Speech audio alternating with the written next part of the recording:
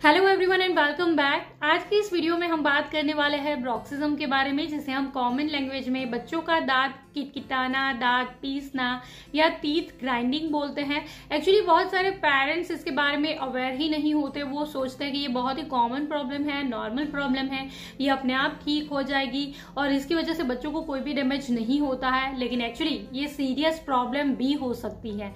इस वीडियो में हम बात करेंगे क्या रीजन होते हैं जिसकी वजह से बच्चे दांत पीसते है, उसका आप सोल्यूशन क्या कर सकते हो और बच्चों की दांत पीसने की वजह से उनके ऊपर क्या इफेक्ट पड़ता है, डिटेल में बात करेंगे। वीडियो डेफिनेटली आपके लिए यूजफुल होने वाला है।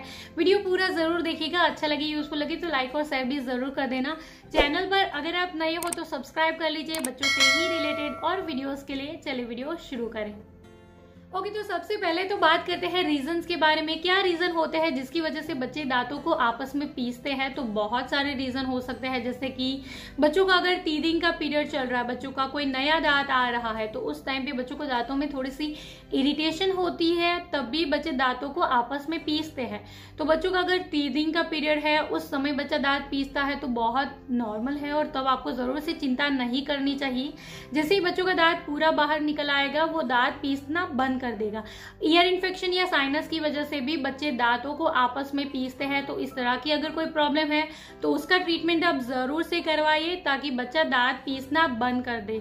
जो बच्चे माउथ ब्रीदर होते हैं, जो मुंह से सांस लेते हैं, अक्सर आपने देखा होगा बच्चे मुंह खुला छोड़ देते हैं टीवी देखते समय, रात को सोते समय जो मुंह खुला छोड़ देते हैं, उन बच्चों में भी ये प्रॉब्लम बहुत कॉमनली देखी गई है। तो बच्चों को आप प्यार से समझाइए कि वो मुंह से सांस ना लेकर के नाक से सांस ले, मुंह खुला बिल्कुल नहीं छोड़ना चाहिए।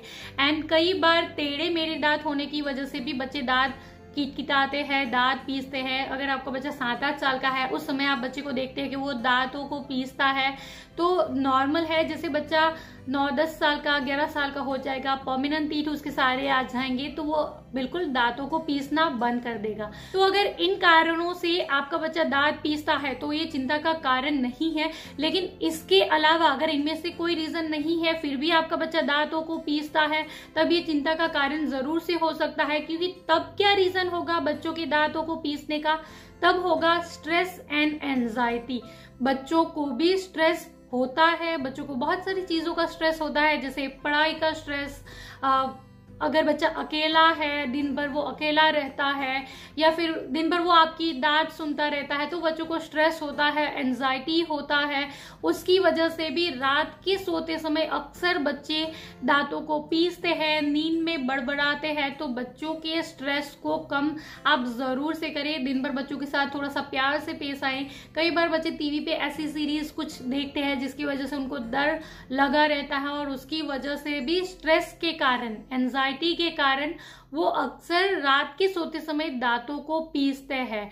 तो बच्चों को अगर स्ट्रेस एंजाइटी है तो उनके स्ट्रेस को मैनेज करना बहुत बहुत जरूरी है। बच्चों के स्ट्रेस को मैनेज करने के लिए आप उनके साथ थोड़ा सा प्यार से पेश आइए, बच्चों को आउटडोर गेम्स में लगाइए, योगा कराइए, मेडिटेशन कराइए, बच्चों के साथ बाहर जाइए। स्पेशली रात के सोते समय आप बच्चे को टीवी या कोई स्क्रीन टाइम बिल्कुल भी ना दे और आप प्यार से बच्चों को सिलाइए ताकि उनके दिमाग से, उनके दिल से स्ट्रेस बिल्कुल खत्म हो जाए। तो बच्चों के स्ट्रेस को मैनेज करना बहुत जरूरी है क्योंकि ये उनके मेंटल हेल्थ को बहुत अफेक्ट करता है। अब बात करते हैं कि बच्चों के दांतों को पीसने की वजह से उनके ऊपर क्या इफेक्ट होता है। तो अगर बच्चा लगातार दांतों को पीसता रहता है, दांतों को ग्राइंड करता रहता है, तो क्या होगा कि उनके दांतों के ऊपर की जो एनिमल है, जो ऊपर की लेयर है, वो खत्म हो जाएगी और उसकी वजह से उनको सेंसिटिविटी इश्यू हो जाएगा। सेंसिटिविटी इश्यू क्या होता है कि बच्चा अगर कोई ठंडी चीज लेता है, ठंडा पानी पीता है या आइसक्रीम वगैरह खाता है, तो उनको थोड़ी सी झंझनाहट सी होती है, दांतों में अचानक से पेन होना स्टार्ट हो जाता है। तो ये दांत पीसने की वजह से भी हो सकता है। लगातार दांत पीसने की वजह से उनको कई बार उनके दांतों की साइज भी थोड़ी सी कम हो जाती है, दांतों में फ्रैक्चर हो जाता है, आधा दांत टूट जाता है। तो इस तरह की प्रॉब्लम भी हो सकती है। दांत पीसने की वजह से न ही सिर्फ उनके जड़बों का शेप खराब हो सकता है, उनकी जॉ का शेप खराब हो सकता है। दांत पीसने की वजह से उनको टीएमजी में पेन हो जाता है। टीएमजी क्या होता है? यहाँ पे जो जॉइंट होता है उसको टीएमजी कहा जाता है। लगातार दांत पीसने की वजह वजह से वहां पर पेन होता है, फिर ईयर में पेन होता है, फिर हेडेक हो जाता है बच्चों को। तो लगातार अगर आपका बच्चा बहुत लंबे समय तक दांत पीसता है तो इस तरह की प्रॉब्लम उसके साथ जरूर से हो सकती है। बच्चों को दांतों में कैविटी हो सकती है। बच्चों के दांतों की हेल्थ के लिए बिल्कुल भी ये आदत अच्छी नहीं है कि वो दांतों को पीसे। तो ये आदत आपको जरूर से स्टॉप करवानी चाहिए। क्या रीजन है वो पहले तो मॉनिटर करे, उसको खत्म करे ताकि बच्चा दांतों को ना पीसे। स्पेशली अगर स्ट्रेस है तो बच्चों के स्ट्रेस को मैनेज करना बहुत बहुत जरूरी है, क्योंकि बच्चों के दांत पीसने की वजह से उनको बहुत सारे नुकसान होते हैं। तो इसलिए इस हैबिट को जरूर से आप स्टॉप करवाएं। अगर रात को सोते समय आप देखते हो कि बच्चा आपका दांतों को पीस रहा है तो आप क्या करें कि प्यार से उनको थोड़ा सा जगा दे, उनको थोड़ा सा सहलाइए, करवट चेंज करके सुला दीजिए ताकि एट ए टाइम वो दांतों को पीसना बंद कर दे। और इसके बाद भी लगातार अगर आपका बच्चा दांत पीसता रहता है, दांतों को किटकिटाता रहता है, तो अपने पीडियाट्रिशियन को, अपने डेंटिस्ट को कंसल्ट जरूर से करें आगे की ट्रीटमेंट के लिए। So this is all for today. I hope कि मेरी ये सारी बातें, ये छोटी सी इन्फॉर्मेशन आपके लिए यूजफुल रही होगी।